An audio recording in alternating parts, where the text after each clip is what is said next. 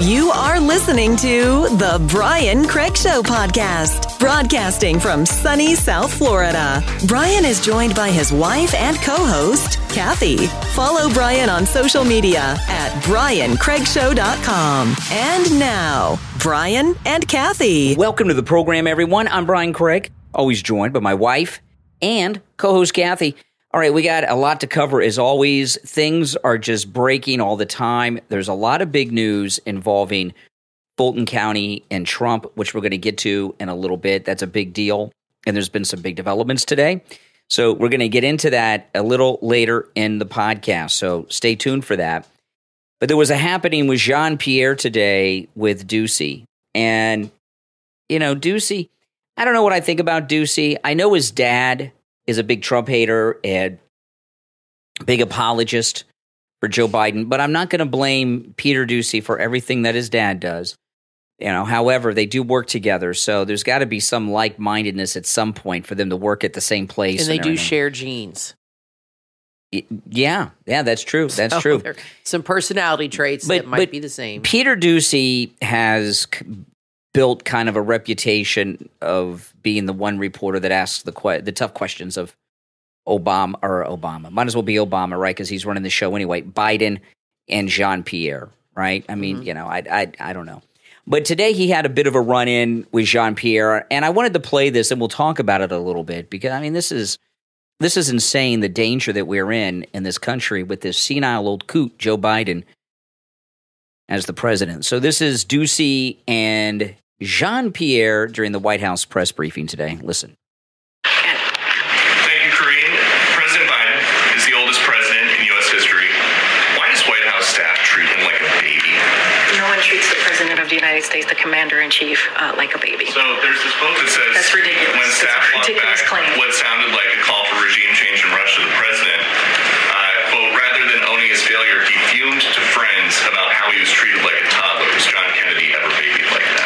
So look, I'll say this.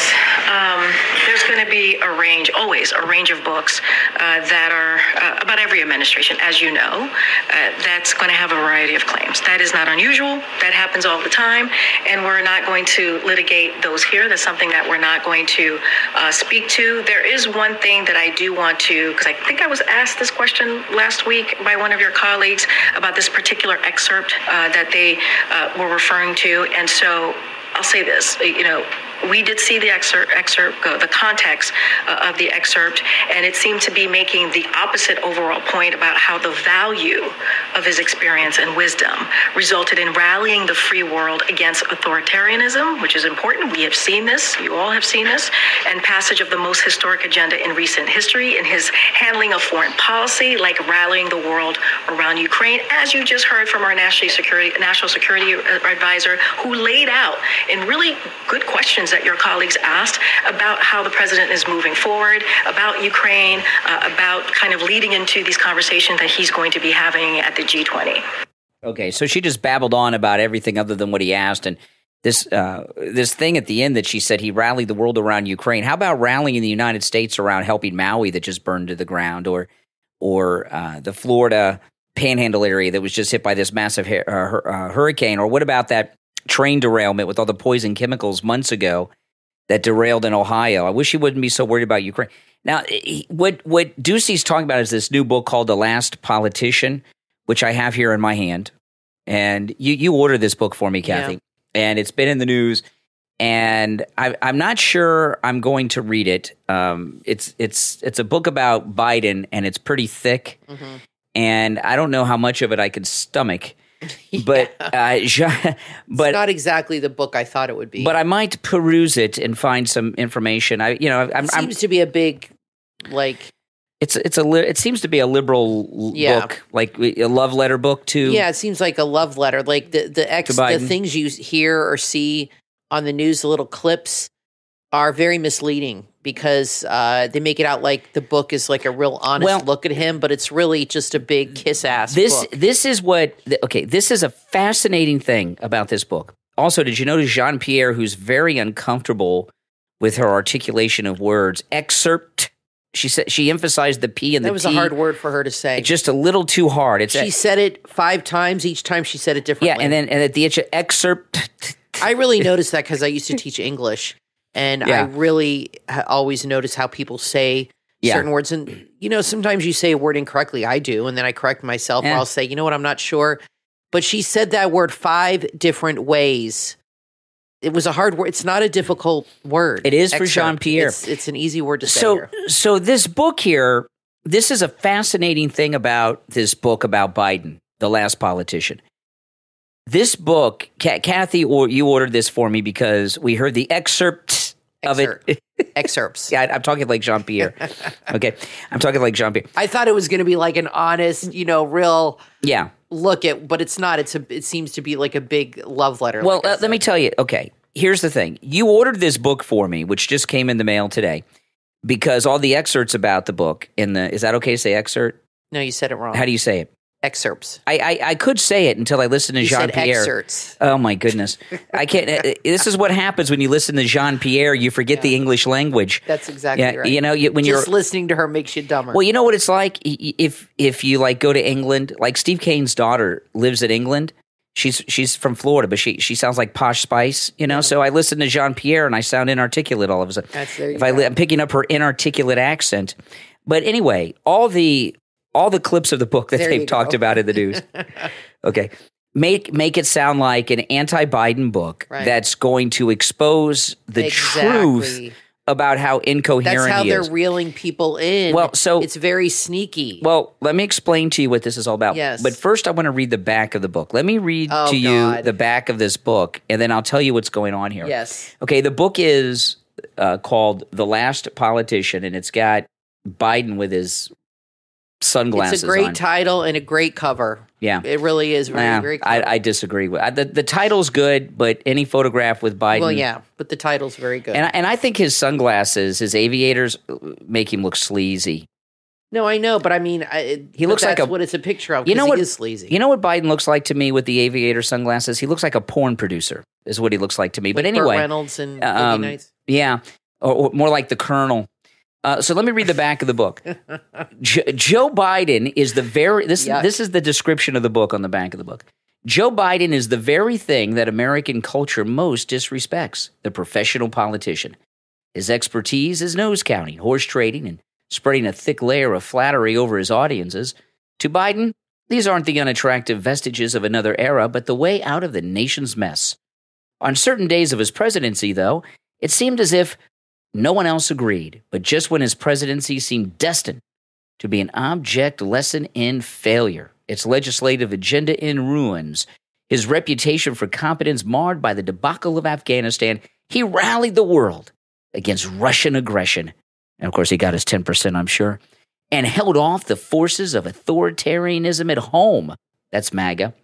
He passed a raft of legislation that will make America a leader in clean energy and restore it as a manufacturing powerhouse. In the decades-long story of Joe Biden, a pattern keeps reasserting itself. Whenever he is dismissed as past his time, he pulls off his greatest successes. Uncharismatic but honorably human, he will be remembered as the old hack who could, the last politician. Hack. Who could, the last politician. Okay, so that what a suck up it is description on the book. Okay, the parts it fooled me. I thought it was exposing him. When any political book comes out, or a tell-all book, or a celebrity book, and it's kind of like a celebrity tell-all book is how it's being marketed. You hear portions of the book discussed in the news for weeks. In fact, you hear the books discussed so much, I rarely buy these books because, you've heard all the juicy stuff. Why buy it? But if you notice, this book is like a poll of the American people as we are in this election season. They are selling this book as an anti-Biden book because they know the majority of the American people hate this guy, and they're trying. Yes, it's interesting. They're trying to sell the book to the majority of the American people that follow politics that are anti-Biden. So all the messaging and all the media about the book, including Ducey, who's probably, what's he getting a commission here? The way he's talking about the book, it makes it everything you've heard about this book is it attacks Biden, it exposes Biden, it shows that he's led around like a baby, et cetera, et cetera. But when you read the book description on the back flap, it's a big suck-up book celebrating even basically they're trying to make him sound like someone out of John F. Kennedy's Profiles in Courage, that he goes against the grain and does what's right because it's right, not because it's popular. And you don't like him. He has no finesse and he doesn't say the right thing, but there's a method for his madness and it all he is knows for what the, he's for the greater exactly. good. But the fact that they're marketing this book to anti-Biden forces and conservative people and MAGA people shows that the book publishers of this suck-up book to Biden believe that the majority of people in this country are conservative or MAGA and I got duped, are against Trump now. So I want to say about Peter Doocy, I really am starting to think that him and Jean-Pierre stage those little things. Absolutely. And the reason I think she goes along with it because it benefits her to make it look like somebody's giving her a hard time once in a while, to make it look like she's fair. And then I really think they stage those and have them planned ahead of time. I really do. Well, okay. You're right. I don't think that's organic now, at all. This did not happen when Trump was in his first term. But when Obama was president, it leaked out. And I was shocked that this leaked out. And it's been so many years now, I don't remember how this came out. Maybe some of you remember and can let me know. But this blew my mind when this leaked out. Now, this was during the Obama presidency, that the press conferences are redos from an earlier events that are never on television, that the reporters would go to Obama's press person, whoever they were at the time, ask them their questions and get them answered before the televised briefing, and then they would come out on television and do the whole thing over again. And I couldn't believe it. Wow. And when it came out, I have no recollection as to how that came out because, like I said, it's been a long, long time since Obama was president. But when it came out, it was widely discussed, and the press weren't surprised because they're a part of it. But people were outraged by this, and the White House and the media actually defended it. And they said, well, if we could ask him the questions before, they can research them and give us better answers. Right. And so, but they never put them on the spot. So what we were seeing in the White House press briefing were scripted plays. Nothing on TV is organic. Except when Trump is on.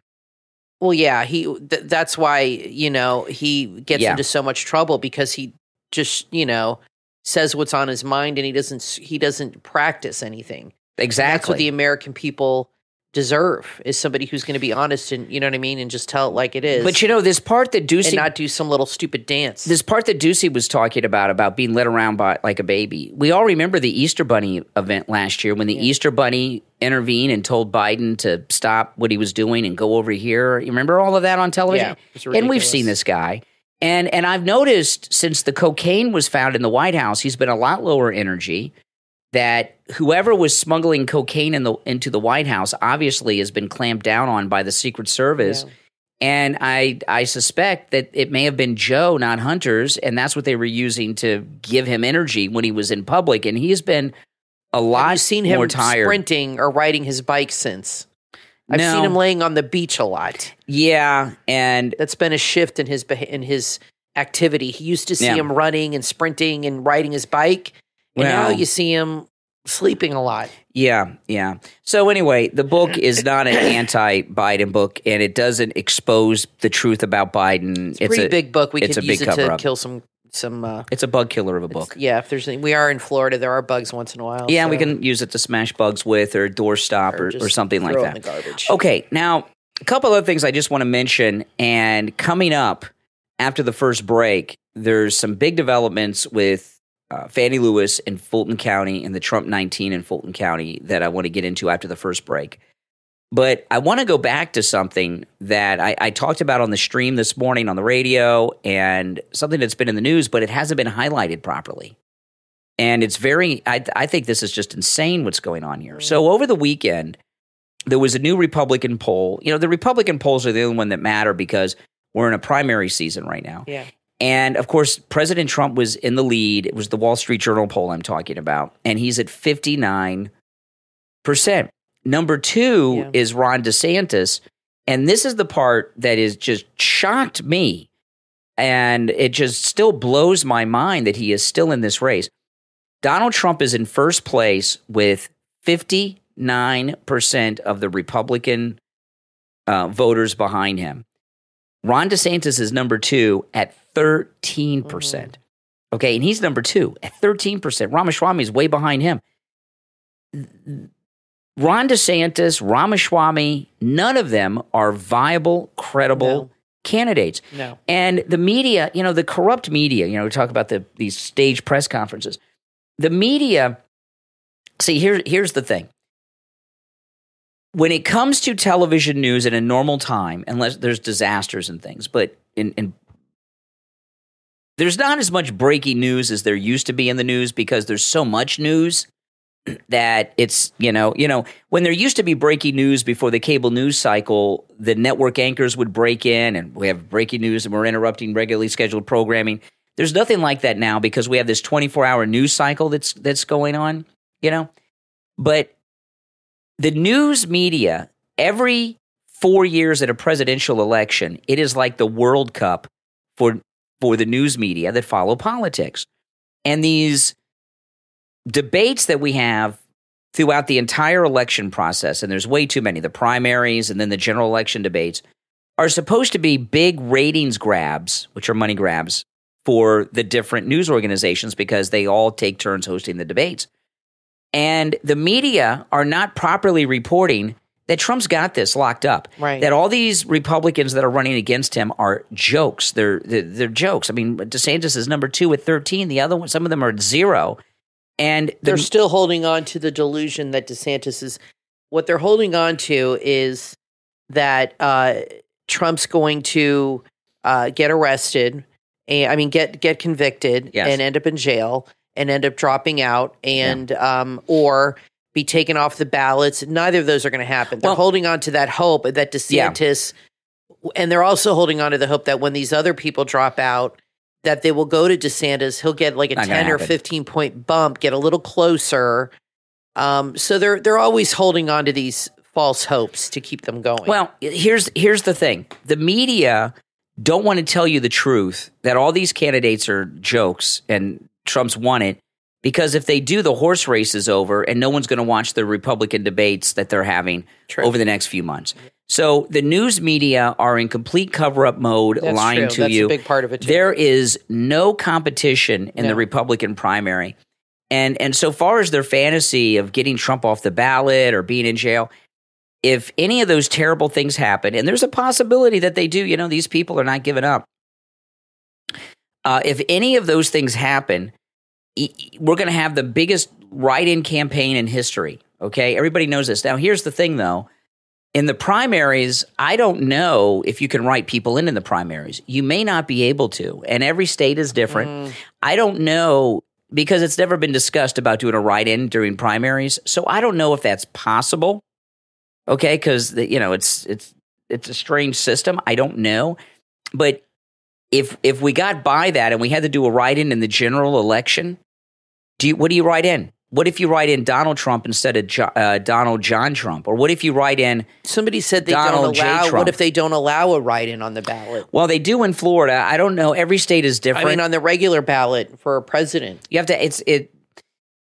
In the history of the United States, they might take it off. No third party or write-in has won a national election, and there's so many things. Like if you wrote Donald Trump, would that count because it didn't say Donald John Trump? Or if you wrote Donald J. Trump instead of Donald John Trump, with that, it's a mess. So we don't want to go that route. And I know a lot of MAGA people are like, oh, we'll just do the write-in.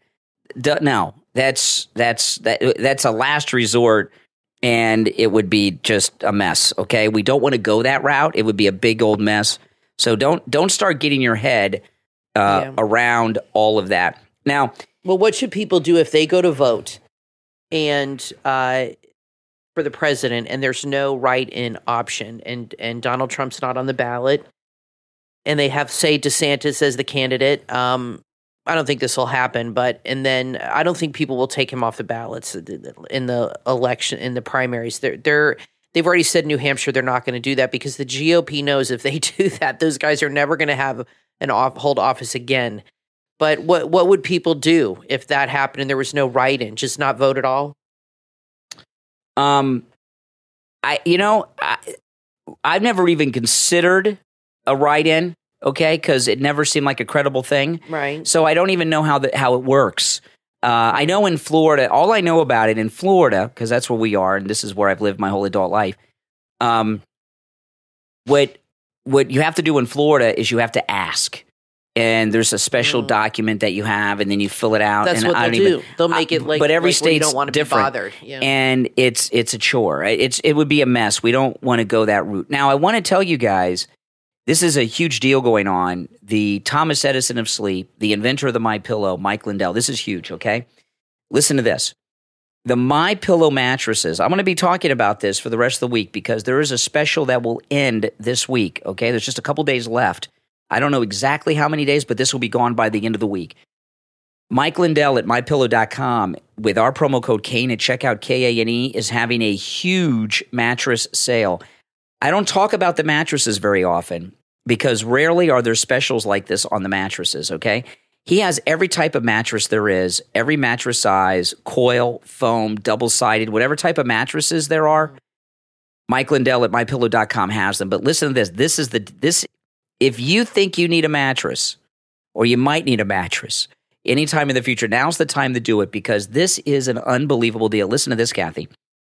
All the MyPillow mattresses are being offered for 50% off, and for Labor Day, even though Labor Day is over, they've expanded this for this week, another $100 off the 50% off. Wow. Okay? Another $100 off the 50% off, but it's just this week on the MyPillow mattresses. This is all the mattresses with our promo code Kane at checkout, Kane. Now, I'm not talking about the mattress toppers because, I talk about the mattress toppers a lot. Kathy and I have been sleeping on the mattress toppers for a long time. Some people do have old mattresses that they do need to replace. Yeah, sure. I mean, a topper might help, but if it's like, 10, 15 years old or lumpy, bumpy, or a mattress you never liked in the first place. This is the time to do it because this deal at mypillow.com, it's 50% off all the mattresses and another $100, and they've extended it for a few days past Labor Day. Okay. So it will be gone at the end of the week. So if you think you're going to need a mattress or know someone who does, this is the time. So go to mypillow.com and use our promo code Kane at checkout, Kane. We'll be right back, and we'll get into what's going on in the news after this. Coffee lovers, have you been on a quest for the ultimate coffee experience? Imagining that perfect cup? Your search is over thanks to Bean Crazy Coffee. With Bean Crazy Coffee, every sip will feel like a crafted journey. Bean Crazy Coffee have a wide range of handcrafted flavors. You'll journey through organic, low-acid brews and indulge in the heavenly Gordon's Caramel Roll, a tribute steeped in sentiment dedicated to the owner of Bean Crazy Coffee's father. What sets them apart is that Bean Crazy Coffee isn't just a brand. It's an experience. As a boutique roastery, they pride themselves on their artisanal small batch magic, the art of slow roasting. The process takes the organic bean and turns it into the silkiest, least acidic, most tantalizing coffee you've ever tasted. And for you decaf lovers, their decaf is full of flavor and it's all natural. Are you ready for a brew that's been passionately crafted for true coffee connoisseurs? This is the coffee you've always dreamed of. Visit beancrazy.com and elevate your coffee moments. Order your cup of perfection today. beancrazy.com. Gamers, gaming enthusiasts, and chatters alike, are you ready for the ultimate gaming community? Then check out Frank and Big Gulp Gaming on YouTube. They aren't just about playing, they're about connecting. If gaming's your passion, this channel is for you. They interact in real time during their live streams and with the comments left on the channel. You can experience the thrill of daily gaming shorts, multiple live streams each week, and a chance to be a part of a community that truly values your voice. Whether you're discussing the latest gaming strategy, sharing a fun anecdote, or even venturing beyond the world of gaming, Frank and Big Gulp are here for it all. Your opinions, your chats, your passion, it all matters because in their community, every voice levels up to the game. Subscribe right now. Frank and Big Gulp Gaming on YouTube. Game on, chat on.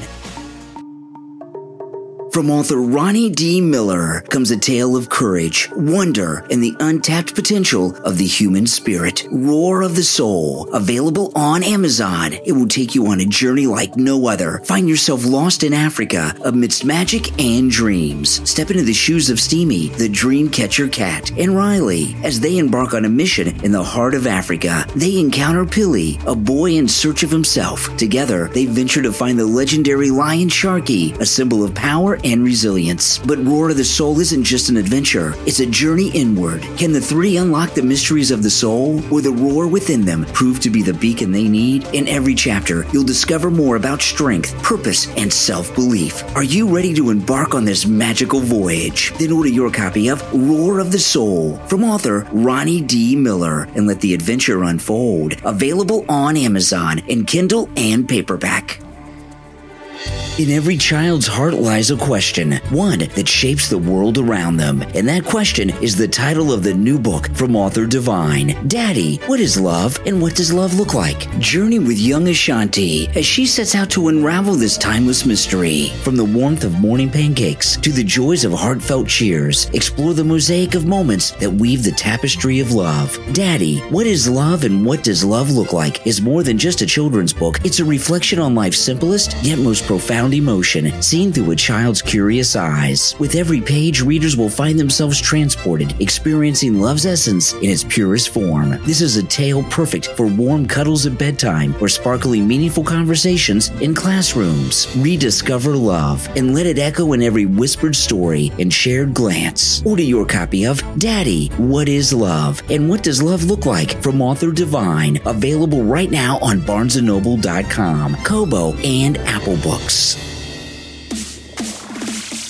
You are listening to The Brian Craig Show podcast, broadcasting from sunny South Florida. Brian is joined by his wife and co-host, Kathy. Follow Brian on social media at BrianCraigShow.com. And now, Brian and Kathy.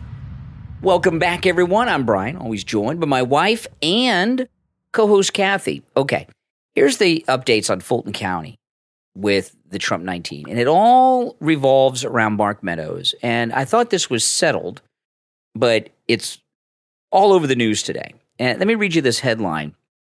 This is in the Daily Mail, but there's also a big story in Mediaite and a bunch of other places. Mark Meadows pleads not guilty in Georgia as report claims he could be about to flip on his old boss, okay, which would be Trump.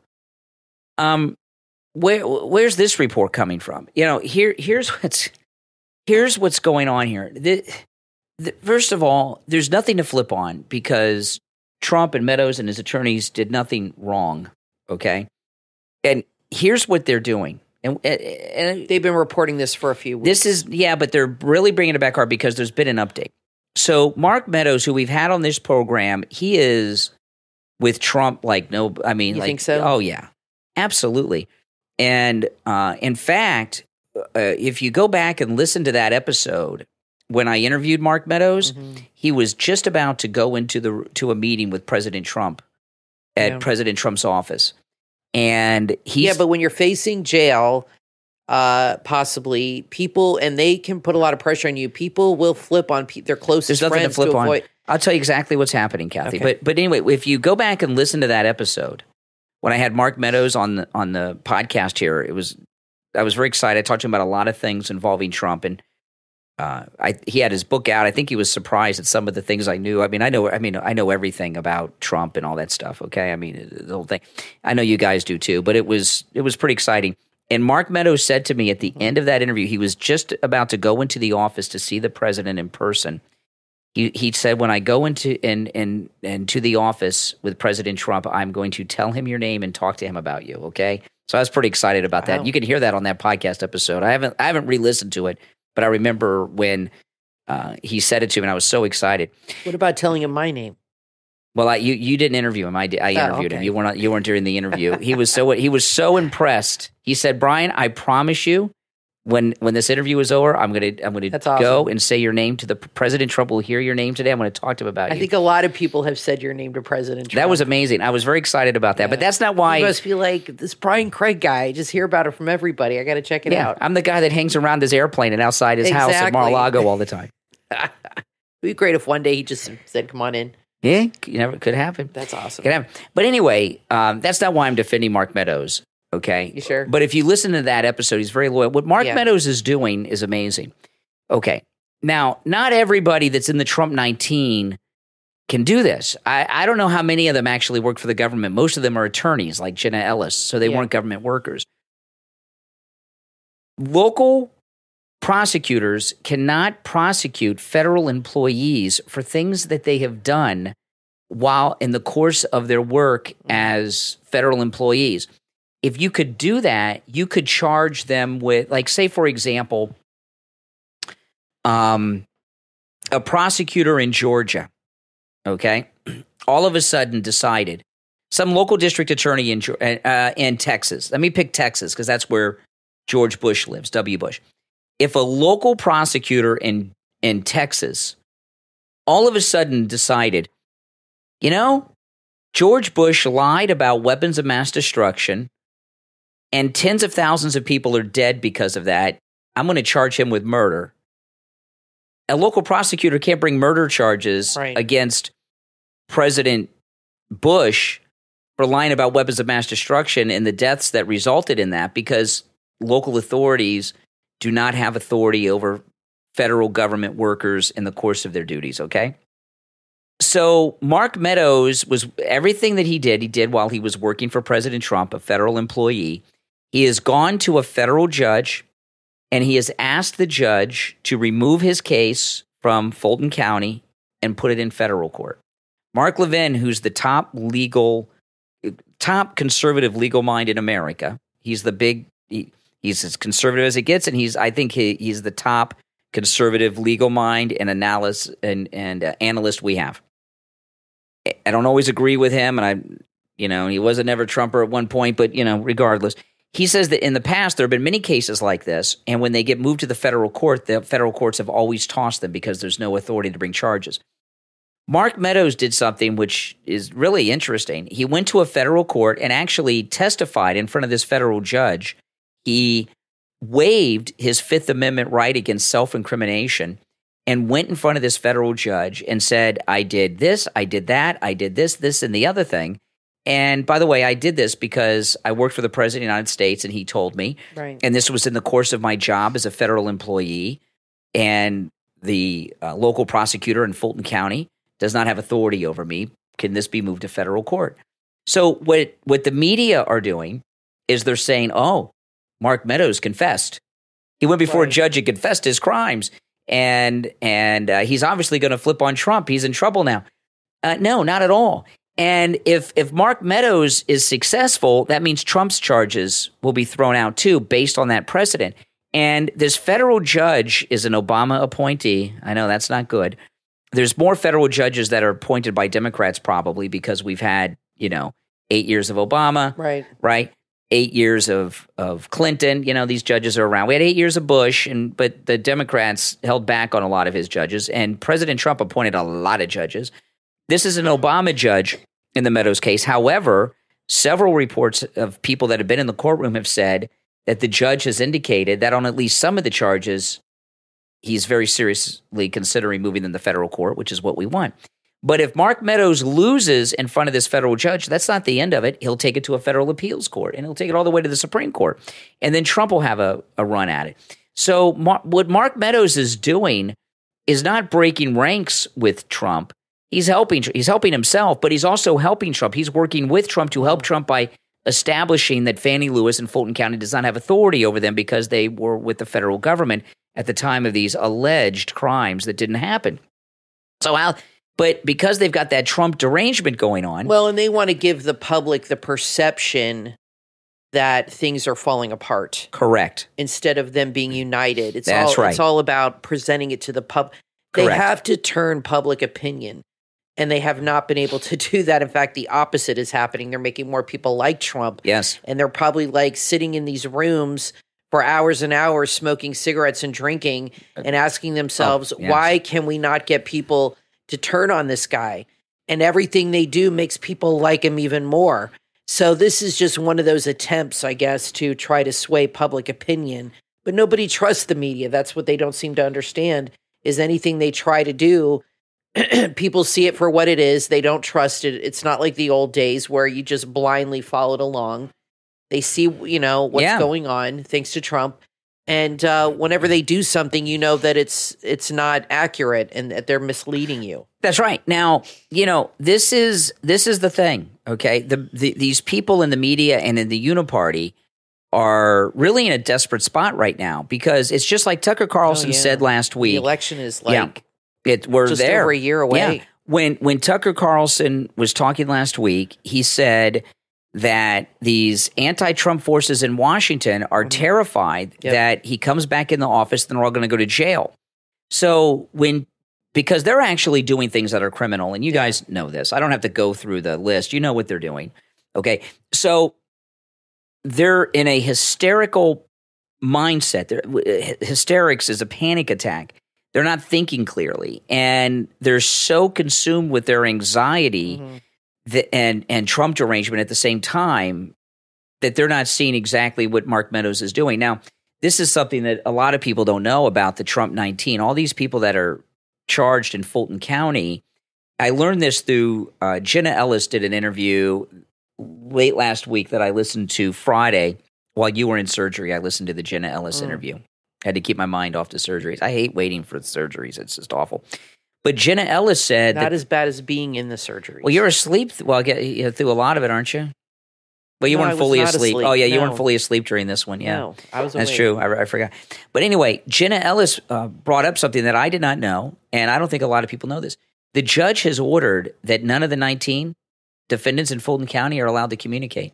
Now, their lawyers can communicate with one another, and they can communicate through attorneys, but the actual Trump 19 are not allowed to communicate directly with one another. Isn't that crazy? Well, because they what they do, like, when you see two people involved in a crime, when more than one person, they separate them and interrogate them separately. They don't let them talk to each other so they can't get their story straight, which is what their thinking is. And it's also a way to divide and conquer.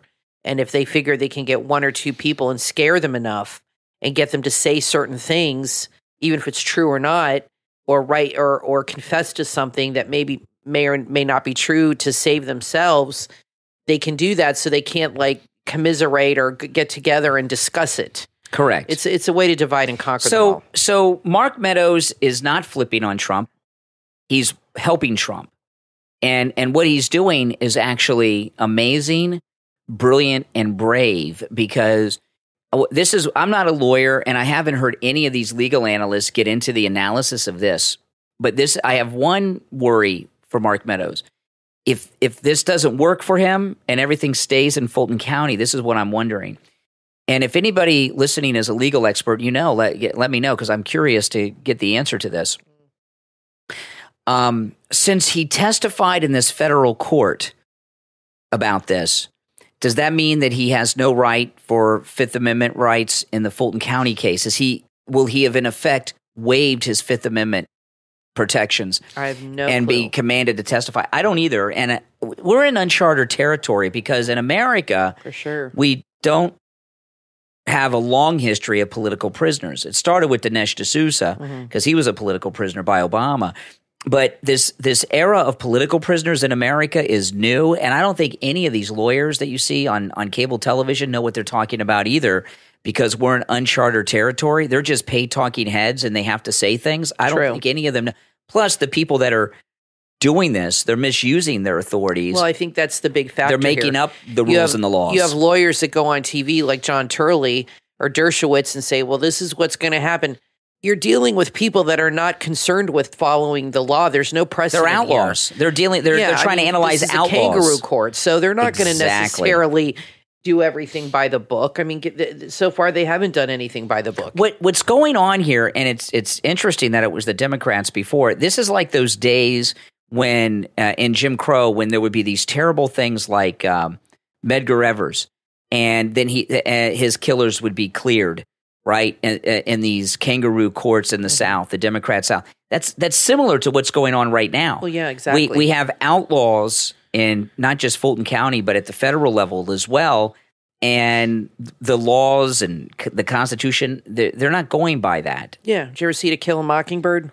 Yeah. That guy got railroaded too. I think Atticus Finch got him off, though. I can't remember. I read the book so long ago and saw the movie. But that black guy, great actor that played him, I can't remember his name. Brock Peters. Great actor. He was in Star Trek. He was framed by some woman, white woman, who said he raped her and all this, but it was actually like somebody else, some other That's white exactly guy that did it. But they blamed him, and it was another he had an famous all-white actor. male jury.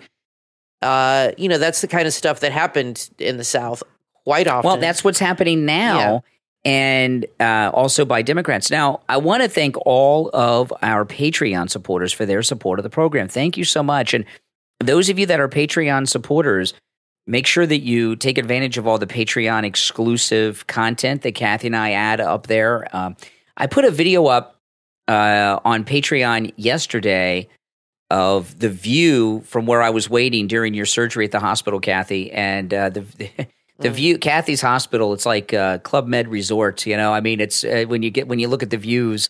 Kathy doesn't get to enjoy those parts of the hospital not as much as I do. It's right on the ocean. It's nice. It's on the ocean, exactly. The hospital on the ocean, and the views are very nice. And but there's a lot of exclusive content like that you get to see on the Patreon page. That if you are a Patreon supporter, and our top Patreon supporters get a live on air thank you shout out on each and every podcast episode. So the names you will hear now are our top Patreon supporters. I want to thank Andrew and Connie, Christine. If you hear some noise in the background, oh my gosh, that's Luna. Our stray cat Luna is in heat Again, we think. Yeah, she's in heat. We're not sure because it just happened 2 weeks ago, but she's getting fixed in a month. Yeah, yeah. By the end of October. So they're backed up at the vet. So she's been walking through the house for 2 days, calling all the tomcats in the neighborhood to come over and party. She doesn't sleep. Either are we. 2 or 3 weeks ago, she for 2 or 3 days literally does not sleep and just meows constantly all day night. It's not just a meow; it's like a call, like a chirp. And then she'll, after it's over, 2 or 3 days, she'll sleep for like 3 days straight. But she keeps us up because she likes to do this at 1 a.m. Exactly. God, she was really bad last night. Yeah, oh my God. We should have gotten her fixed the last time she went through it, but she's such a great cat. Well, I had to get fixed, and so I had to go to the hospital, so that's been postponed because I had to have surgery. So she's seeing the doctor next week for a consultation, which I'm sure will cost money. And then we schedule. I don't know why they need a consultation for the cat. I've never heard of such a thing. But they do a consultation to take your money. Oh. And then they schedule. I said today, well, can I schedule the surgery? Or does she? No, she has to come in for the consultation. Yeah. This is her vet. So that's what we're doing. And then she'll schedule the thing. I've never had a cat that wasn't fixed when I got the cat before. So I didn't realize that they go into heat like every month. It's maybe sooner. It's really insane. But anyway, the names you'll hear now, I'll start over. The names you will hear now are our top Patreon supporters. I want to thank Andrew and Connie, Christine, ETW, Chuck, D, Pamela, Rick, Nick, Wesley, Macho, Rome, Wisconsin, Mike P, Carlos, Paulette, John, Arctic Fox. Hope you're doing better, Arctic Fox. And he had some health issues. Heather, David, Richard, Melissa, and Maria in Texas. These are our top Patreon supporters. And if you would like to become a Patreon of the program, there's a link in the episode description. In fact, in every episode description, and a direct link on my website, briancraigshow.com. Now, there's a lot of stories that are floating around the last few days about Truth Social, that there's a merger deal that President Trump's been working on, and there was a deadline, and the deadline's coming up, and it's been extended in the past, and if it's not settled, Truth Social is going to fold. I know a lot of people nobody knows, okay? Anybody that talks about it is just making things up, because nobody inside Truth Social has really given a definitive answer. Mm-hmm. And I know a lot of people think that President Trump wants to leave Truth Social and wants it to fold because he had this amazing response on the Tucker interview on Twitter, which I just cannot call Twitter X, guys. I'm sorry. It just seems so strange. to call it X, doesn't it? It'll always be Twitter to me. Stupid. Yeah. They'll probably change. He'll probably change the name back to Twitter at some point. But anyway, over 250 million people watched that interview. It's the most viewed interview in the history of interviews of any kind. There's never been an interview that's been viewed by that many people. Not so quickly. I mean, maybe there's been some interviews that were 50 years ago that many people have seen over 50 years, but not in 50 hours. I mean, in less than 50 hours, we had 250 million views. It's a world record. It's amazing. And I want Trump, and Trump did go back on Twitter. He did tweet once. I'd like to see him back on Twitter. But one day last week, he put up over 20 videos on Truth Social in a row. And I don't think President Trump wants Truth Social to fold. I think he would like to be more active on Twitter, but he can't for whatever reason, or feels like it's not right to do that to Truth Social. But I think he wants to keep Truth Social going because he never wants to be in a, Elon Musk owns Twitter now, but he may not own it next year. He's got a big fight going on with the ADL, the Anti-Defamation League. And, Elon Musk is, depending on what week it is, he's the richest man in the world sometimes he's not. You know how it goes. Depends on stock prices and such. But he's one of the 3 richest men in the world. But even people at that level can run into problems. And he could lose Twitter. This fight with the ADL is the beginning of a move by the left to take Twitter away from him. They don't want Elon Musk to have Twitter. They want to have more oversight over Twitter because we're coming into the election season. And if you notice— Well, this is a lot to do with Tucker, too, yeah, I think. Absolutely. If you notice, cancel culture is almost gone now. There's not as much of it as there was a couple years ago because the left lost Twitter. And most of the cancel culture was done through Twitter. In fact, I would argue that Harvey Weinstein wouldn't be in prison today if Elon Musk owned Twitter, because I know they brought the court cases and such, but the Me Too movement was really a Twitter movement more than anything else. Well, with all due respect to Ronan Farrow and all these people, if it wasn't for Twitter, it wouldn't have gotten the buzz. And the Twitter mob is what we used to call it. Many of us. I called it that. Bill O'Reilly called it that. The Twitter mob was driving news in the last few election cycles, and the left have lost that, and they want it back. And they thought they were going to get it back with this thing that Facebook was doing, this Twitter alternative, which has already fizzled. So the ADL, I'm not saying the ADL are going to be successful, but this battle that the ADL are having with Elon Musk is the beginning of many battles by these leftist organizations to force the government to come in and either have oversight or take Twitter away. See, what the leftists hate is freedom.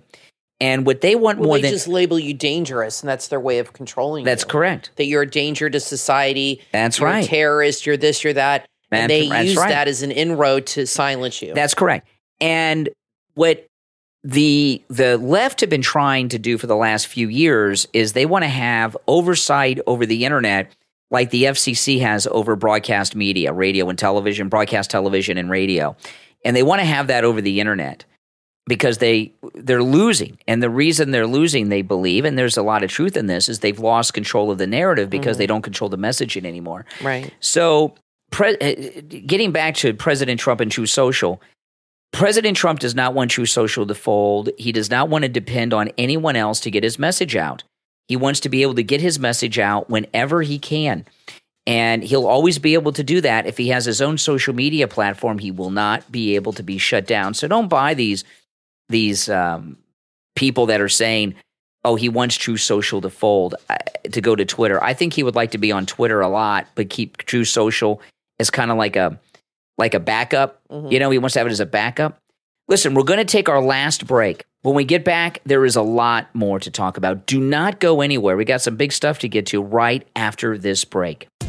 Are you tired of wearing the same old clothes? Are you ready to express your love for fashion and style? Look no further than StitchedClothingCo.com. StitchedClothingCo.com is your one-stop shop for the best and latest designs, so you can stand out and show your love of fashion to everyone. StitchedClothingCo.com has been on a fashion journey for some time. They know exactly what you need and what you're looking for. Everything is high quality and budget friendly, so don't worry about breaking the bank. The team at StitchedClothingCo.com is dedicated to providing excellent customer service and friendly support. Your satisfaction is their number one priority, and that's why they put your wishes first. They've got something for everyone, women, men, and kids. From trendy jewelry and accessories to elegant dresses and cocktail dresses, you'll find the perfect match. They also have jackets, shoes, tops, jeans, sweaters, hoodies, socks, and that's just the beginning. Head over to StitchedClothingCo.com to discover the latest trends in fashion. Don't miss out on their amazing deals and the best prices you will find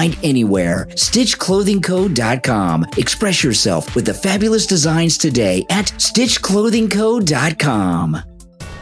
Are you dreaming of wealth and think it's all about dollar signs? Money is essential for sure, but what if there's more to wealth than just cash? The Wealth Academy podcast believe that wealth is more than just money. This podcast covers the true meaning of wealth. Hosted by Paul Lawrence Van, you will journey to the heart of what makes life rich. From a sound mind, body, and spirit to the beauty of love, understanding, and deep connections, you'll discover the facets of wealth that money can't buy. Host Paul Lawrence Van offers solo insights and engaging interviews. If you think money is all you need, think again. Add the Wealth Academy podcast to your podcast playlist and redefine wealth with a broader perspective. Available on Spotify, Apple Podcast, and wherever you get your podcast, or visit wealthacademypodcast.com. Subscribe now and embark on a journey to the true meaning of wealth. The Wealth Academy podcast with host Paul Lawrence Van. Start listening right now, because life's riches are more than just about money.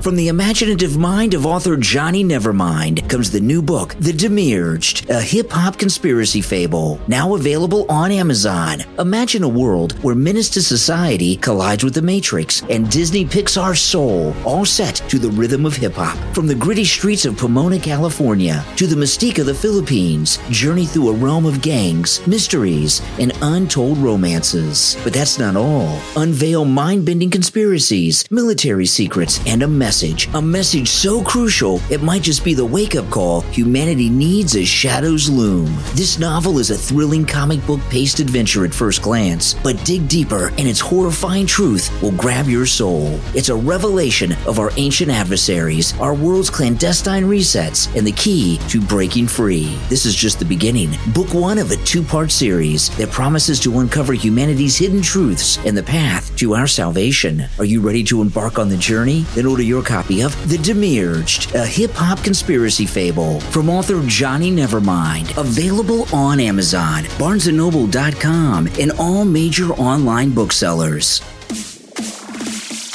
You are listening to The Brian Craig Show podcast, broadcasting from sunny South Florida. Brian is joined by his wife and co-host, Kathy. Follow Brian on social media at BrianCraigShow.com. And now, Brian and Kathy.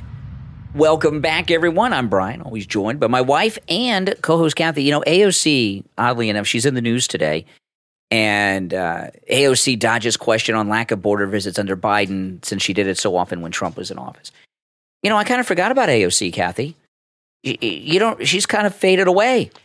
I think somebody talked to her and told her that she needs to, not make herself such a spectacle about things. Or maybe just the novelty is worn off about her in the news and they're kind of bored with her.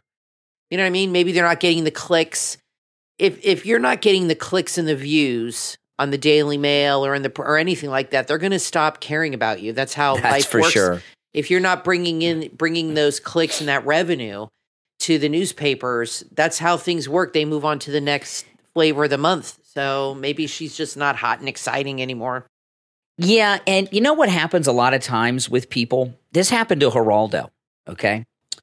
A lot of people that become new, like when Geraldo was new and AOC, their whole identity is they're young, Yeah. And they're a young person doing these things. Like Geraldo, I know it seems hard to imagine because Geraldo's like 80 and walks with a cane now. But when we were kids, he didn't wear a jacket and he had long hair and he was on TV and he was like a young hipster compared to the rest of these gray-haired stuffy guys in three-piece suits and stuff. And he was like, and AOC was like, and what happens when somebody comes in and they're like this young hipster? Well, they're not a young hipster for long because they get a little older, and that's what happened. She's kind of I'm glad that she's fading away because she's a very destructive person. Now there is listen to this. This is an amazing story. A climate scientist has spoken out, and this guy, oh boy, this is something. Listen to this. A climate change scientist. This guy, he's got to be in the witness protection program. This guy. Okay.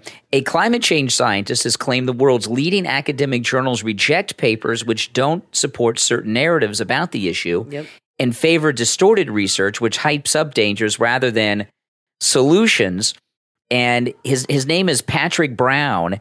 He says, let's see here. Let me read the headline. Top scientist Patrick Brown says he deliberately omitted key facts in climate change piece he just published in prestigious journals to ensure woke editors ran it. So this guy's a scientist. He wrote a paper and he omitted scientific data and findings because if he put in his true findings, the woke scientific publishers wouldn't publish his paper. And scientists and college professors got to get published as a condition to remain a professor in many cases. And listen to this. This is what he left out. 80% of wildfires, he says, are started by humans. And of the 20%, how many of them are lightning strikes? Like in Florida. Only you can prevent forest. That's right. You don't see Smokey the Bear anymore. You notice that? Yeah. He was around. That's true. I forgot about that. Or Gruff the crime dog. Well, Smokey the Bear was around so much when we were kids. Oh, yeah. You'd see at PSAs all the time. He was like an American icon. You never see Smokey the Bear anymore. Only you can prevent forest fires. Because it's climate change causing, I don't know, climate change, I guess. My best friend lives in Utah, and they had a few years ago, this guy that was not too far from her, but somewhere in Utah, had a fire in his backyard, and it got out of control and ended up burning down like a couple towns. And she said what happened is the forest floor, the kindling is like kindling because they won't clear it.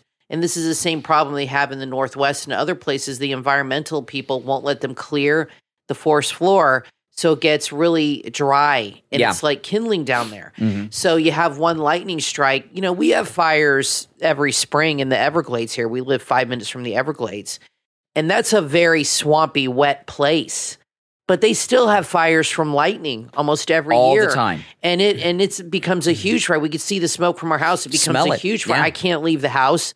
It did not happen this year, but it happens almost every year. And it's for weeks, months, always like in March.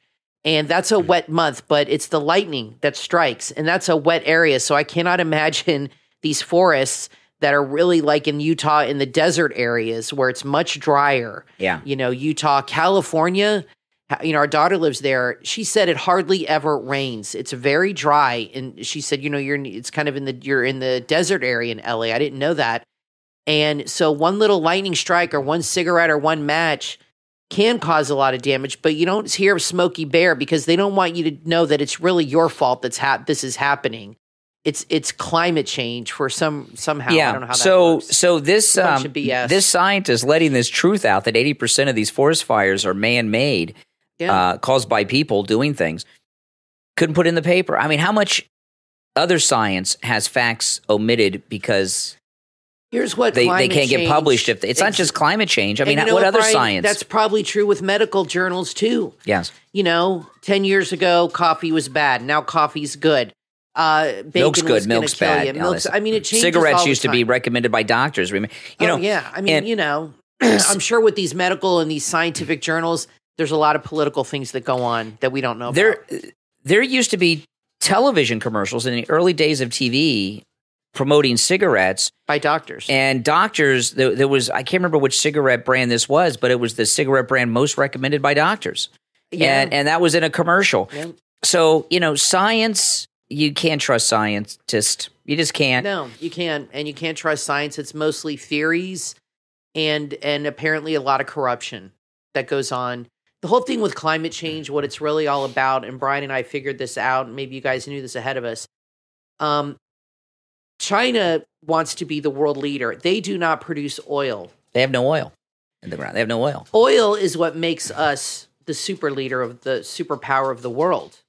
But if you get everybody off oil, then America's no longer the superpower. If you get everybody on lithium batteries, battery cars, battery this, battery that, then China becomes the superpower. You control people's energy. You control their life. So this is about making us not powerful.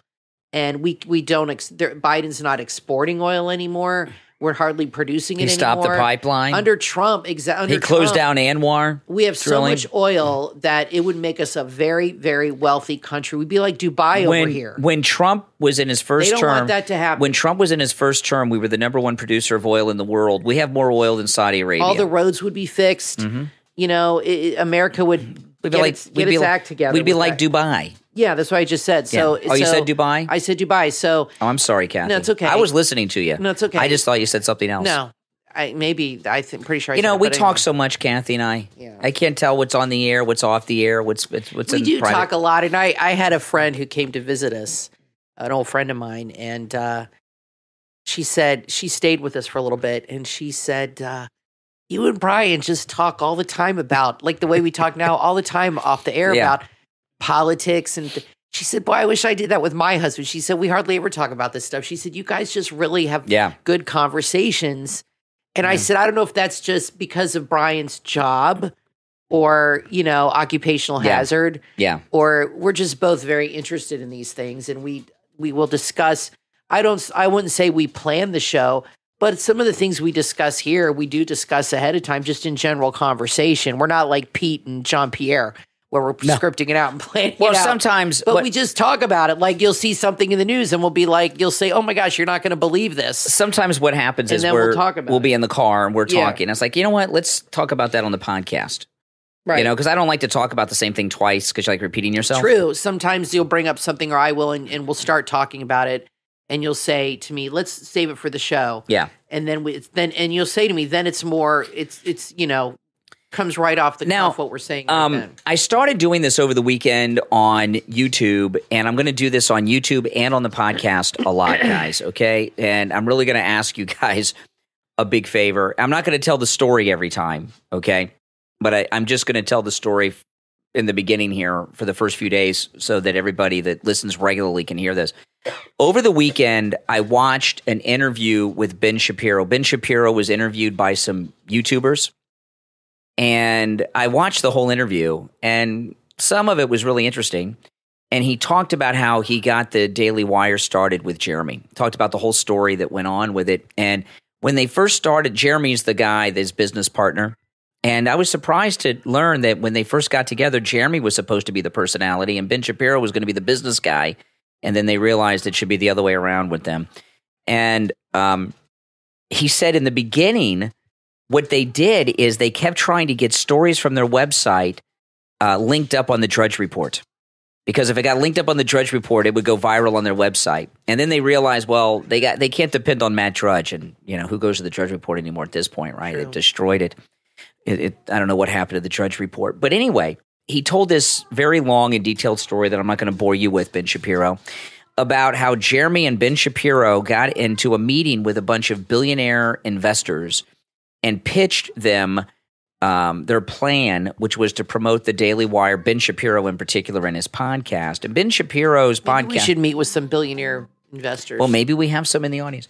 But what Ben Shapiro said was these angel investors gave them seed money of $4.5 million just to advertise on Facebook Ben Shapiro's podcast and the Daily Wire.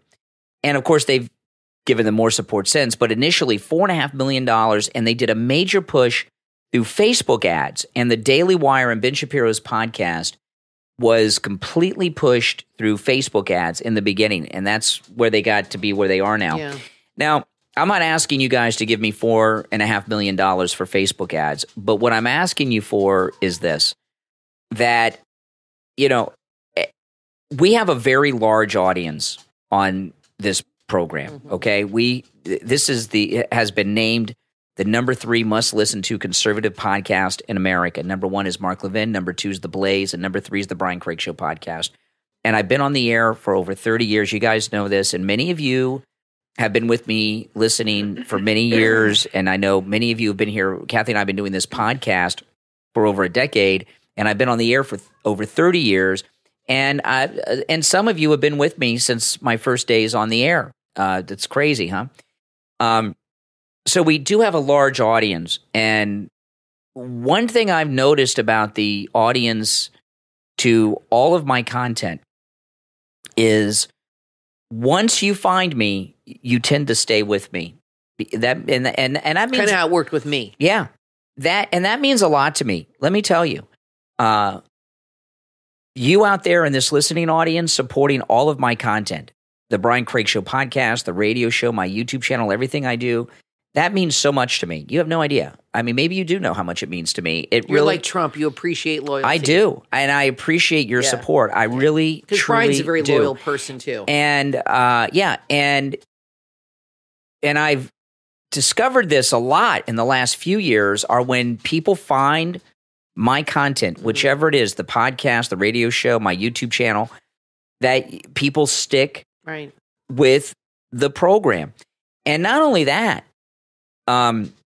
You guys listen to everything I do, and it's so greatly appreciated. So what I want to ask you to do is I don't have angel investors like Ben Shapiro having billionaires behind me, but I've got you guys, and this is better. I think it is too. You can't buy loyalty, and we have such a great community in this audience, and I'll tell you, Kathy and I are very connected to you in this audience. I speak to as many of you one-on-one as I possibly can.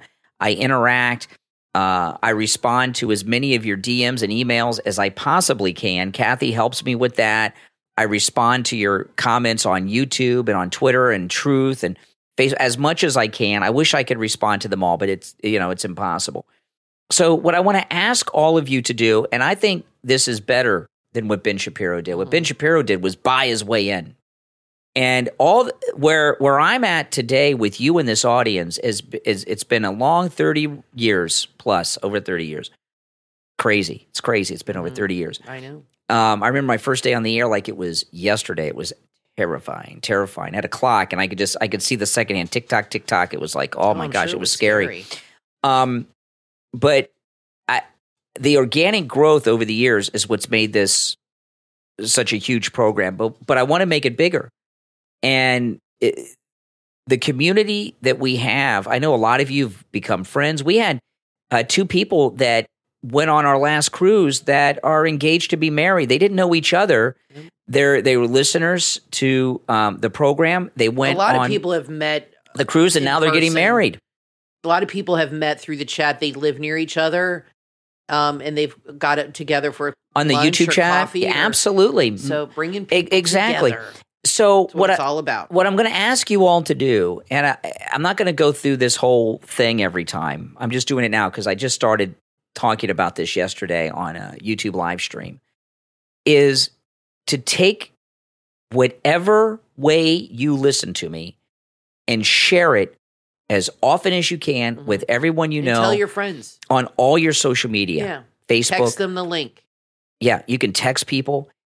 Facebook, Twitter, True Social, tell people word of mouth. And, if you watch me on YouTube, get them to watch, listen, and subscribe to my YouTube channel. If you listen on a podcast app, get your friends on the podcast app too. Whatever way. If you listen to me on the radio, share that. And we can grow this community to be the biggest MAGA community program anywhere, and we don't have to buy our way in to do it because we've got each other. And Kathy actually came up with a name for this. You remember what it was? You told me yesterday. The MAGA squad? The MAGA squad, yes. That's exactly right. The MAGA squad of promoting this program and encouraging everyone you promote it to, your friends, your contacts, your followers on social media, whoever it is. Text message your friends.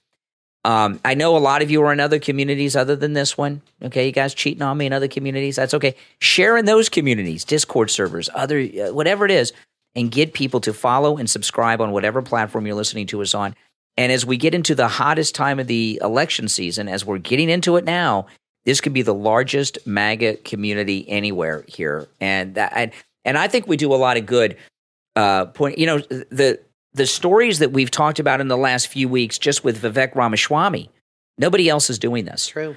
Everybody else is sucking up to this guy and not exposing that he's fake MAGA. He cannot be trusted.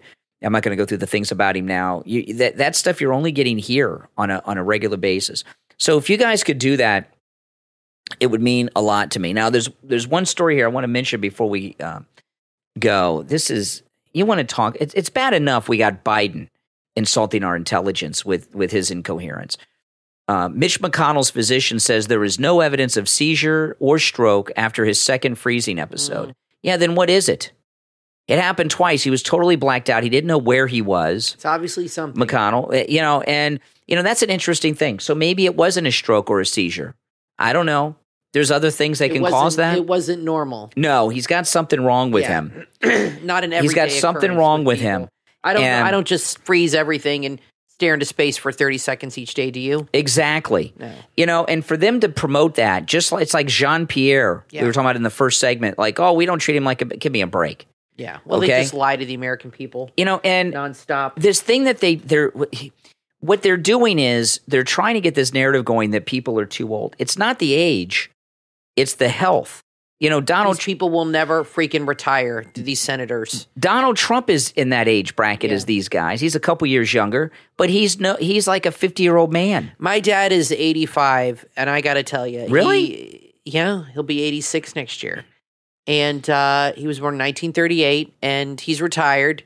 But I was talking about the other day, he's lost a lot of his friends in the last few years. He said they just start dropping like flies at my age. And he has a lot of friends. He's in a country club, and he's got a lot of friends, my dad. He's been on fishing teams and golf things. He's very active. But he's as sharp as ever. I talked to him and my mom. She's 81, and they're both very sharp. And I say to my dad, talking to you now, it's like talking to you when you were in your 50s. I don't see any change in anything. Yeah. And, but there are some people. You're right. It's not necessarily about age, because there are people, even Trump said he knows people in their 90s that are very sharp. Exactly. Look at Norman Lear. The guy's like 99. I just saw him on a special last year. He's as sharp as ever. But then there's people that are in their 50s and can't put a sentence together. Yeah. So, but they want to make it out like it's just part of Biden's charm, that he's this way. No, he's just really, really out of it. And in his case, I think the age is a factor. But listen, guys, Biden is not going to drop out, and he is not going to not run. This guy's never going to walk away. He's got the best gig he could possibly have. He does not give a damn what people think. I could promise you that. He does not care what the public thinks about him. If people don't like him, if he's polling low, he does not care. He literally does not care. All he cares about is money and power, and that's it. And they keep him in such a bubble. And people around him just tell him what he wants to hear and keep him happy, but he's not going to drop out. I'm sure they've approached him, a few people, like, maybe you should retire or this or that. And, or maybe they're afraid to say that to him. Maybe he'll cut them loose if they do it, but this guy's not going to drop out. And people that talk about him doing that, they're crazy. That's not going to happen. Yeah, no. And it's not going to, his wife's not going to let him walk away from this. Don Jr. said today, the swamp is more terrified than ever that Donald Trump is going to win. And what happened is that Wall Street Journal, the Wall Street Journal is Murdoch, right? Wall Street Journal's News Corp, Fox, it's all the same thing. That's a Trump-hating poll, and he's still at 59%. And it's higher. And the swamp is in full panic mode right now. They are having meltdowns and panics. They've done everything, and they've only made him stronger. Listen, everyone, my name's Brian Craig. Always joined by my wife and co-host Kathy. Thanks for listening, and we will talk to you next time.